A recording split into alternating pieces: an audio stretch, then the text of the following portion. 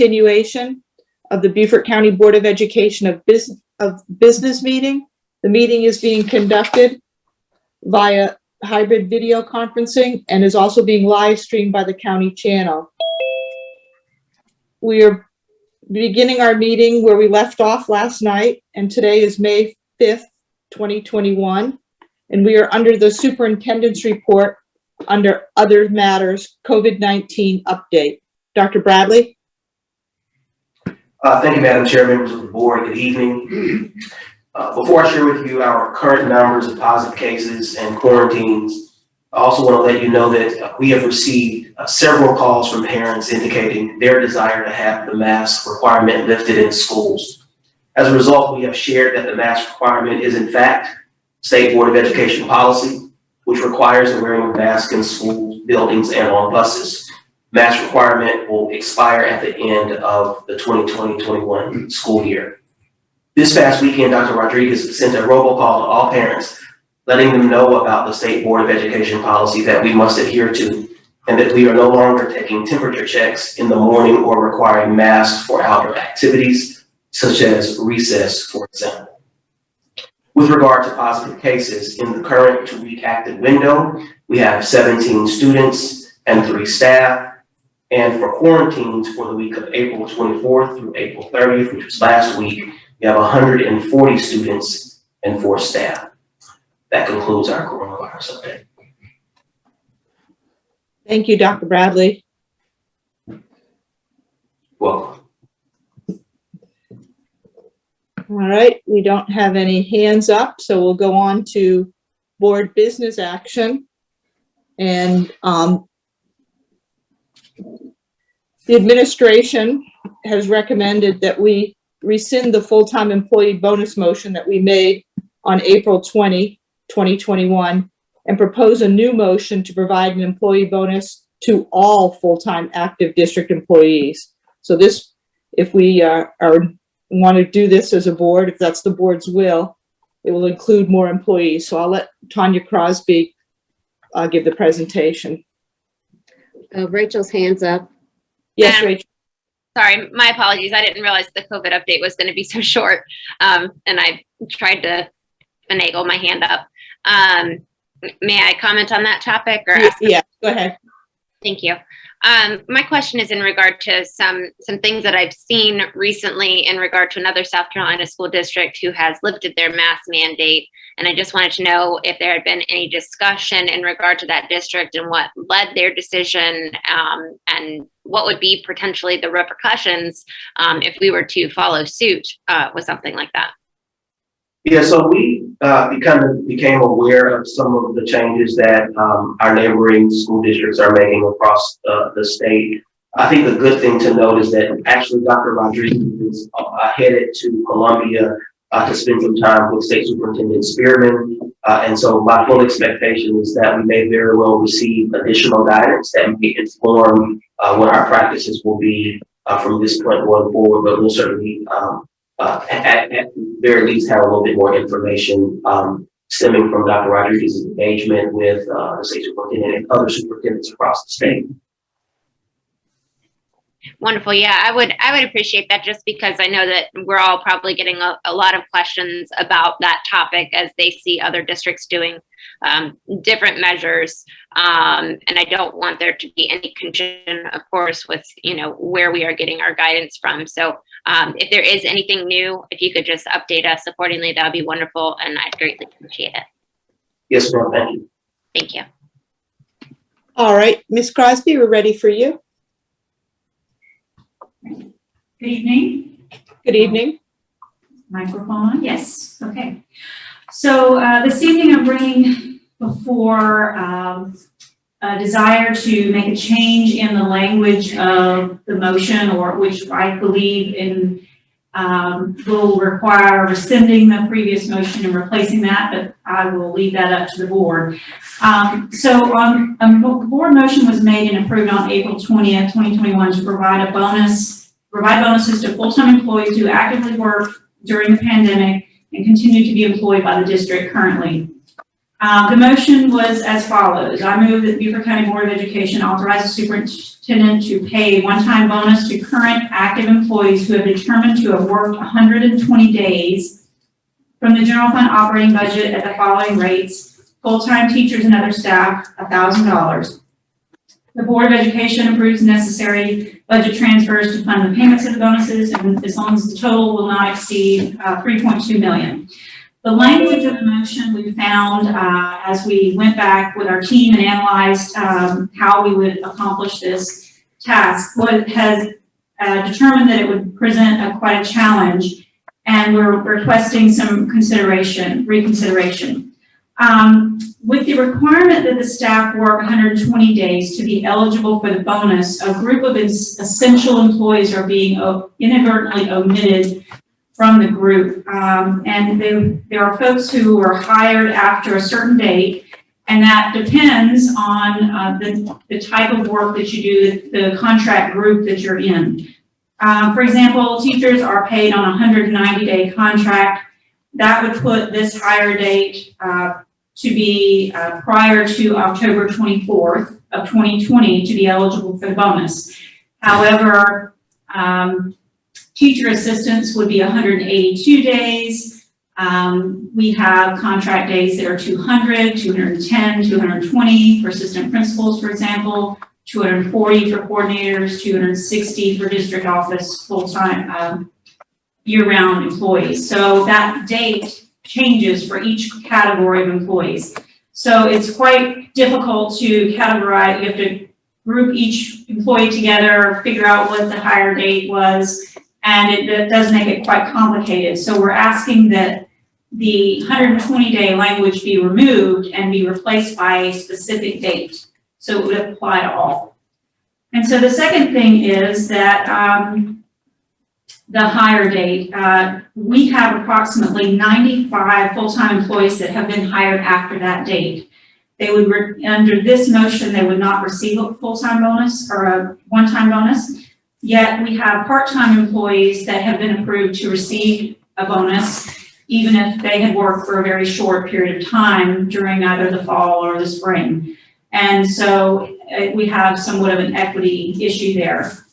Of these 95 employees, I ran a listing of them and was surprised, but shouldn't have been necessarily, that there are some very critical positions in these areas, and a couple of the categories I've listed here are bus drivers, nurses, social workers, special education teachers, classroom teachers, teacher assistants, and media specialists. So quite a group that I think that I would request that we consider doing, providing some dollar amount of bonus for this group of employees as well.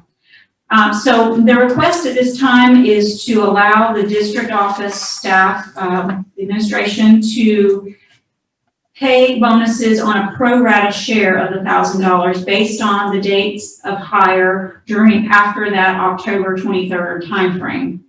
And so bonuses would range, if done on a pro rata share, they would range anywhere from $200 to about $650 for this group of employees, depending on the hire date and the days that they've worked in the year. So each one will be manually calculated based on the hire date and their contract days, and then would apply it to the exact proportionate share of the $1,000 when calculated.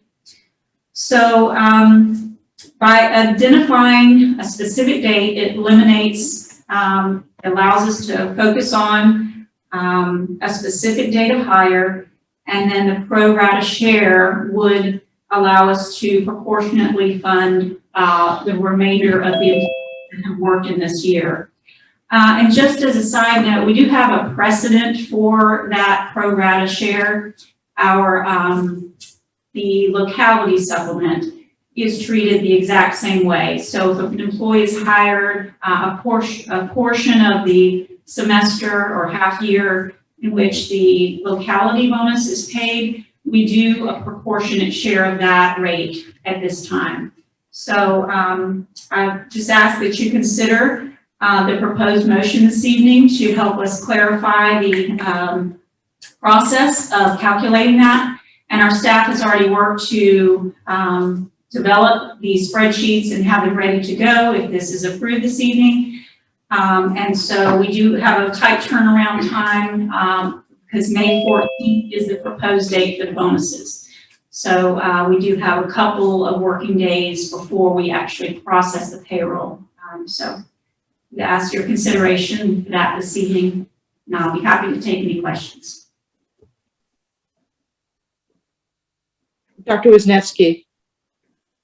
Madam Chair, I don't necessarily have any questions. I know that these specific types of individuals, nurses, bus drivers and whatnot, are certainly critical workers and essential employees during this time period. So I'm going to just go ahead and propose the motion so that we can begin discussion of it. Okay, can I ask you to do something first? How about let's first have a motion to rescind the prior motion of April 20. Does that need to be done by anybody on the prevailing side? No, it's a rescinding motion. It's a motion to rescind. And it only, since it was posted on the agenda, it only needs a majority. Okay. And it does not have to be done by somebody on the prevailing side. So anybody can make that motion. Okay, let me pull up that language here. So I move that we rescind the full-time employee bonus motion made on April 20th, 2021. Should I propose the new motion? Why don't we first vote on that, because we can't entertain the new motion until we rescind the other. That's fine. So just the rescinding. So do we have a second? Second. Okay, Earl Campbell, second. Any discussion on rescinding our prior motion of April 20?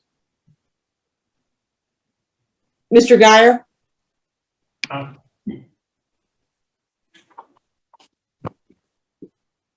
No, please take my No, hand. okay, so- Regular. okay, no problem. All right, so we will call the question for rescinding the prior motion.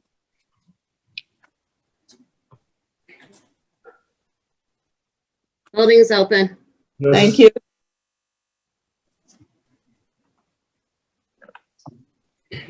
Yes, Robin.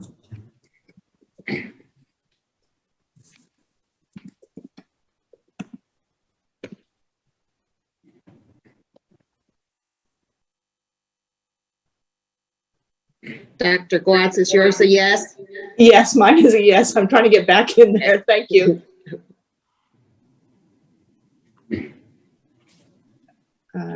Now, Wait a minute. There, you can.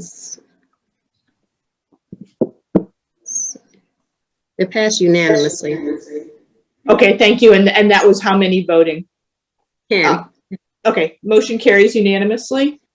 10-0-0 with Mr. Stribinger absent from the meeting. So now, Mr. Guyer, would you like to make a new motion?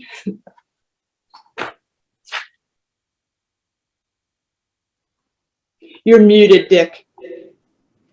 Stand by, I need to go back to the screen. let me go back. I just want to make a point of clarification Yes.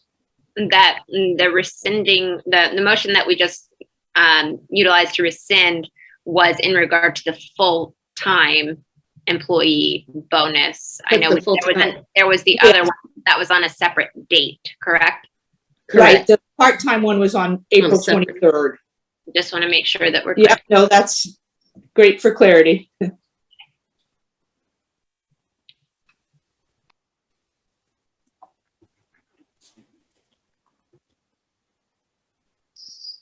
Madam Chair, I'd like to. Yes. Go ahead, Mr. Guyer. I move that the Beaufort County Board of Education authorize the superintendent to pay a one-time bonus to active employees from the general fund operating budget at the following rates. Full-time teachers and other staff employed as of 23rd of October 2020, $1,000, and all other full-time employees hired after October 23rd on a prorated basis for the number of days worked in the 2020-2021 school year. Do we have a second? Second. Okay, who was that? I'm not finished, I guess. I also have to read the other part. I understand the Board of Education approves transfers. Yes. Correct. Yes, Yes, the please. Board of Education approves the budget transfers necessary to fund payment of the bonuses, and the total amount will not exceed $3.2 million. All right, so now we need a second. I'll second. Okay, that was Mel? Yes. Yes, thank you. All right. So, any discussion, Mr. Guyer? No, Madam Chair, I just wanted to know how much it costs, and it's in the motion. Yep, thank you. Mr. Smith? So to get this clear,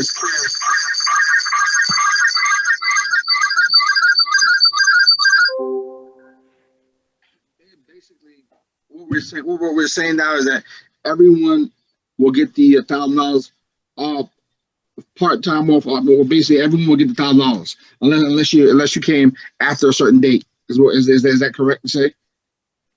Employees Yeah, work- would you like me to answer that, or do you want Ms. Crosby to answer? It don't matter. It don't matter who, Madam Chair.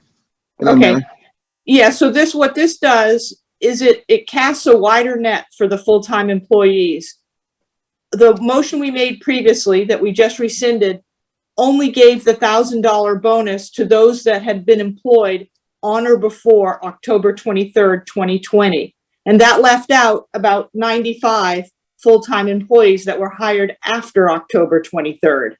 So the motion now pays those 95 full-time employees that are still active a portion of the $1,000, somewhere between $200 and $650, depending on the date they were hired and the days they were worked. So it's more equitable and more in line with the part-time bonus that we already approved on April 23rd. Does that clarify it? Yes, ma'am. Just one more question. So basically, it don't matter how much so we're not going to review working 3 days a week versus 5 days a week. We rule that out. I'd let Ms. Crosby answer what is considered to be a full-time employee. I think you may be referring to the part-time motion that was made on April 23rd. That motion passed and had specific hours worked based on which determined a stair proportionate rate of the bonus. This one would be for all active full-time employees. So it would be either $1,000 or it'd be exactly the amount, their percentage or proportionate share based on the number of days worked. So if they worked 5 days of a 180-day contract, then they receive 5 180ths of $1,000. So it's not based on number of days worked. This is based on, or not days per week. This would be number of days in the contract, in their contract year. Thank you. Yes, sir. Dr. Wisniewski? Thank you, Madam Chair. And I just wanted to clarify that the amount that was estimated for the part-time employee bonuses was around $23,575. Yes, that's correct. Okay, perfect. Thank you. And I failed to mention that both the part-time and the proposal today will all fall within that $3.2 million budget that we have provided. All right, there being no further hands up, we'll call for the question.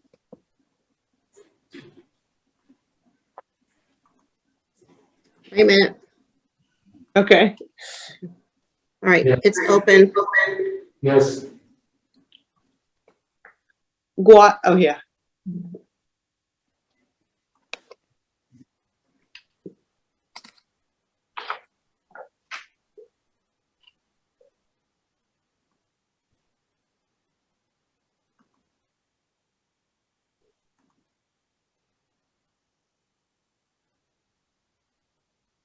The motion carries unanimously.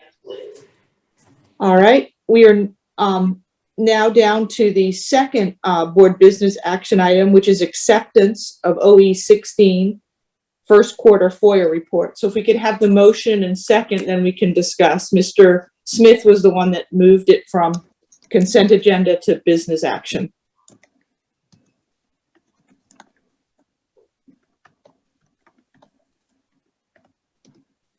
Madam Chair, I move that we approve the OE 16 first quarter FOIA report. And I would just ask that you say accept as opposed to approve. Oh, that we accept. Okay, thank you, sir. Yeah, I thought approve was on there, so I just wrote. Yeah, I see. Thank you. Do we have a second? I second it. Okay, Ms. Vidrich, second. So now we can discuss it. Mr. Smith? My question today is, as I was looking at the report, because I was at the meeting due to some technology issues. So would that mean that I wasn't there? I was wondering, how do we come up with these prices? Can someone tell us that? Yes, Mr. Smith, there is posted on our website all of the procedures for the charges and compliance with the FOIA.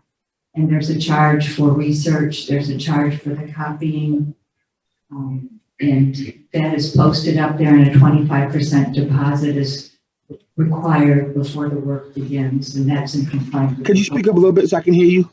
Yes, sir. All that information is posted on the website under FOIA. Yes, ma'am. It's all available there for the public to see. And it's based, sir, on the amount of hours required for research and for copying costs that are involved in providing the information to the requester.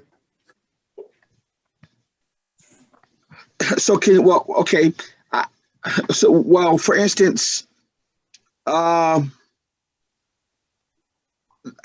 know there's some that says acceptance. I see the N stands for no, they didn't want it again, or what does the N stands for? The N on the report. Yes, if I could just briefly go over that for everybody. So when the new board policy was adopted in February 17th of 2021, the board informed the district of the statement of compliance of what the board expects the district to do. And that log that we kept, as well as posting on the website, includes all those items there.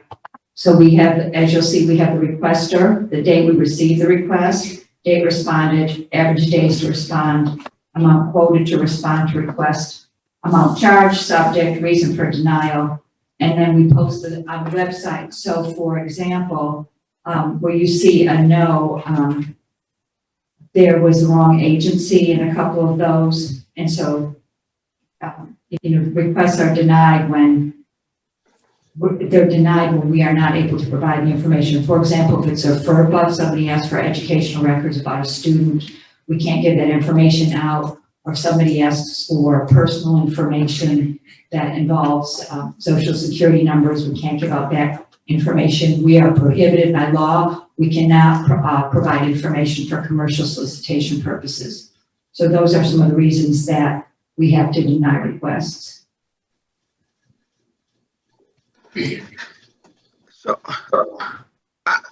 So I hear what you're saying, but my question is, what I don't say. It seems like you're answering, but you're not really answering it. I'm trying to understand. I know there's on there. There's a $40 an hour plus what it takes. How are we breaking this up? I mean, I know the document has to be redacted. Are we charging $60 for that? I'm trying to figure out how. For instance, I see something on here for 400 for the island packet, 480 and 481 and 48 cents. I'm trying to figure out where are we getting the numbers? How do we make how does it break down? What's the process of coming up with the subtotal? That's what I'm trying to understand. Yes, sir. So Ms. Dayton, in compliance with the law, she has posted on the website One, it's 6 cents per page for black and white copies, 12 cents for color copies, actual cost of mailing copies, cost for an electronic media storage device such as a CD or a zip drive, and then the actual time that the employee must spend in order to comply with the request. The fee for the search, retrieval, or redaction of records shall not exceed the prorated hourly salary of lowest paid employee who, in the discretion of the custodian records, has a skill and training to perform the request. So that's what the law states, and that's what we're mandated to do. So, does that help you, Mr. Smith? Not really, unfortunately. And, you know, I'm just really trying to understand how do we, for instance, a simple one like Riverview notice of meetings. That's $149.65. I'm just trying to figure out for that one, how do we get to the price? I mean, because if that doesn't have to be redacted, then that's public information. How do we get from a dollar to $149 versus hourly wage versus just pulling them up and printing them off? No. When you all look on our website, you will see that when Ms. Staten responds to the requesters, for each one, she tells them what the requirements will be. So for example, she will say, we'll make the request available to you. However, we have to redact these certain exemptions under FOIA. And then she'll also say we can't produce certain educational records. Now, with the one for the Riverview notices, I would have to ask her specifically because I don't have that one right in front of me. But she has to estimate based on the amount of time for her to search, retrieve, and redact the records. So I'd be glad. Thank you. Yeah, Mr. Smith, we need to let somebody else ask questions. Ms. Boatright? Yes, ma'am. Thank you. This was something that we talked about in the operations meeting, and we did spend a little bit of time on it. It's in reference to OE 16, which is very limited in the scope of the policy. All OE 16 allows us to really look at is whether or not the superintendent is tracking the requests, and if he's tracking them by the appropriate columns, essentially requester, date received, et cetera. So if you look at OE 16, we're clearly in compliance with that. And I think what Mr. Smith is getting at is, you know, the reasonableness of some of the fees and how we charge people. We don't actually have a policy that I can find that addresses that. Our FOIA policy is pretty limited. So I think that for the purpose of this meeting, there's not much to be done as far as I think they have met the requirements of OE 16. And if the policy committee wants to look at augmenting that policy or doing something different, maybe they could do that. But I don't think there's anything in our OEs that allow us to really question the reasonableness of the fees from the district. That's what I'd like to respond to that. I don't think we need a policy because the state, and Wendy Cartledge just read part of the state policy or statute that tells us how we charge for them. So it's not an individual district decision about the charging. I guess you could give them away free if you wanted to, but obviously that would be, it's a lot of work for a lot of these. As you can see, some are, you know, over $100,000 if they actually provided all the documents. So it's already in state statute what we have to comply with in terms of the charges. Mr. Campbell, Earl Campbell? Yes, I would just recommend that our next work session, have the state comes in and give us a briefing on how this works. I know how it works. Some board members probably don't. So that would be my recommendation. All right, let's call for the question. Mr. Smith? I was going to say, response to what Mr. Campbell said, I think that would be a great thing to have the state come in because I too would like to further understand this OE and the pros and cons of it, and the do's and the don'ts. So I would definitely be in support of that, as well as even having the policy committee look at it, because I do know that the county council, they don't charge certain people for getting some of this information. So even though the state has criterias, there are other options and other different ways out there. So I just want to put that out there, but I definitely would support that. Thank you. All right, the question is called. Voting's open. Yes.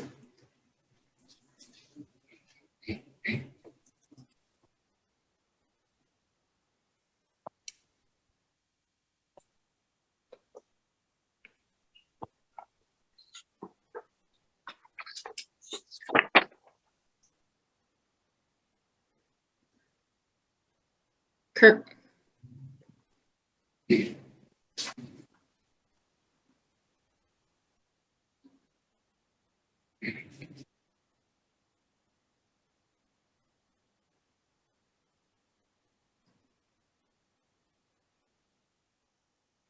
the motion passed unanimously. Oh, thank you. Thank you.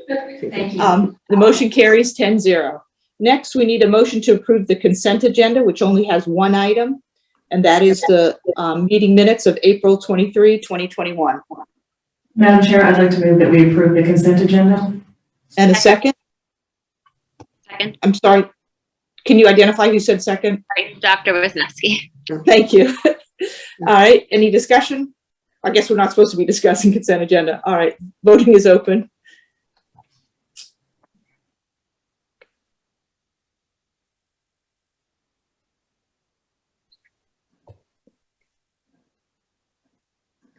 Mr. Earl Campbell, Yes.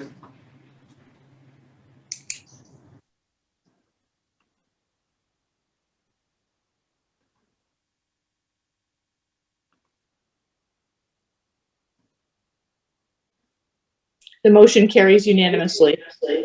Next on our agenda is future agenda topics, so please raise your electronic hand if you'd like me to call on you. Ms. Boatright? No, I'm sorry, I was trying to take it down as fast as I could. Mr. Guyer?